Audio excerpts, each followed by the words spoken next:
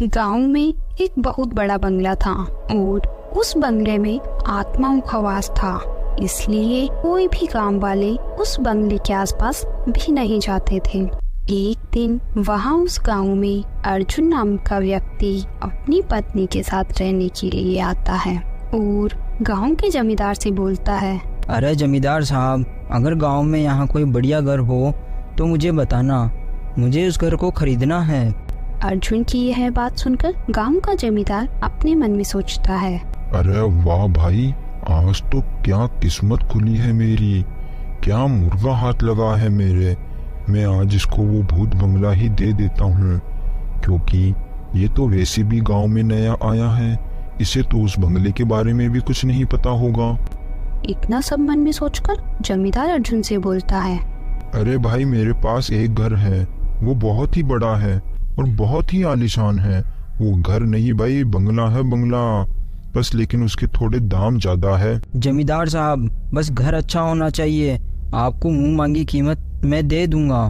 फिर जमींदार अर्जुन को वो बंगला दिखाता है तो अर्जुन को वो बंगला पसंद आ जाता है और अर्जुन उसे खरीद लेता है। रात के 12 बजते ही उस घर में डरावनी डरावनी आवाज आने लगती है।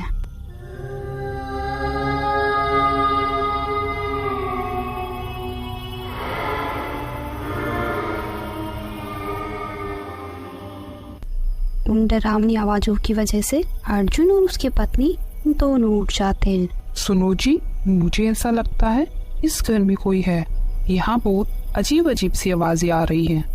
फिर अर्जुन बोलता है, अरे भाग्यवान, तुम डरो मत, सो जाओ, यहाँ कुछ नहीं है, बाहर मौसम खराब हो रहा होगा, उसी की आवाज आ रही होगी, कुछ नहीं है, सो जाओ तुम।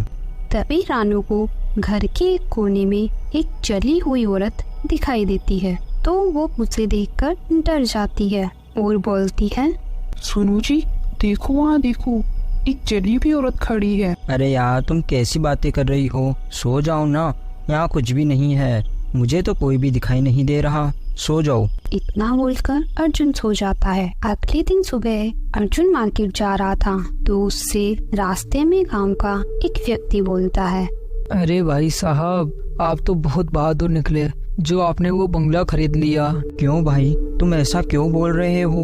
आपको पता है वो बंगला नहीं, भूत बंगला है, उसमें उस घर में रहने वाले लोग की आत्मा रहती है। आपको इस बारे में जमींदार ने कुछ नहीं बताया क्या? उस व्यक्ति की यह बात सुनकर अर्जुन समझ जाता है कि रात को वो डरावनी आवाजें क्यों आ रही थी। तो अर्जुन बोलता है, सुनो भाई, जमींदार तो हमें कुछ नहीं बताएगा, तुम ही बताओ ना उस घर की कहानी।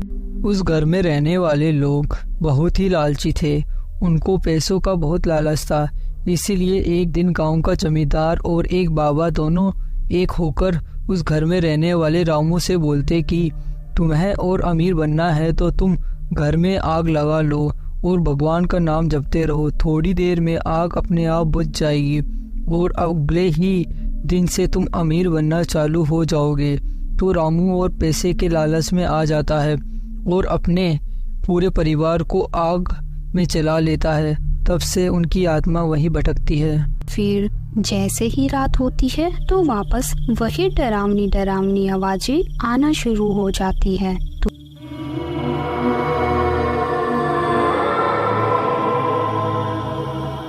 तो अर्जुन और उसकी पत्नी दोनों उठ जाते हैं और अर्जुन बोलता है, कौन हो तुम, हमारे सामने आओ। अर्जुन कितना बोलते ही वहाँ एक भूतिया परिवार आ जाता है और भूत बोलता है, तुम दोनों इस घर में से चले जाओ वरना हम तुम दोनों को मार देंगे।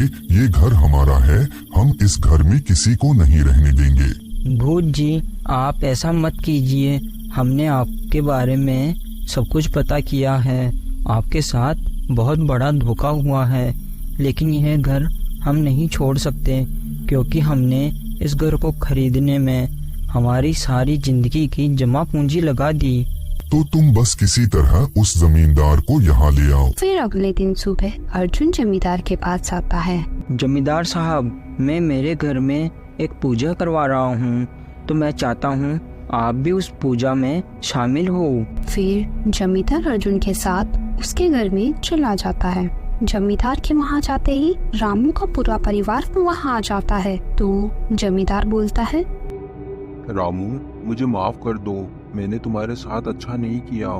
फिर रामू बोलता है, जमींदार, तू माफी के बिल्कुल भी लायक नहीं है। तूने मुझे धोखा दिया है। मैं तेरी बातों में आकर पूरे परिवार को जला दिया। तू माफी के लायक नहीं है। इतना बोलकर वह भूत अपनी शक्ति से जमींदार को जला देता है। तो अर्जुन बोलता है, भूत जी, आप हमें मत मारना। नहीं नहीं अर्जुन, हम तुम्हें कुछ नहीं करेंगे। तुमने तो हमारी मदद करी है। अब हमारा बदला पूरा हो गया, तो अब हमारी आत्मा को शांति मिल जाएगी। अब से इस घर के मालिक तुम ही हो। इतना बोलकर उस भूत का पूरा परिवार वहाँ से गायब हो जाता है। Thanks for watching.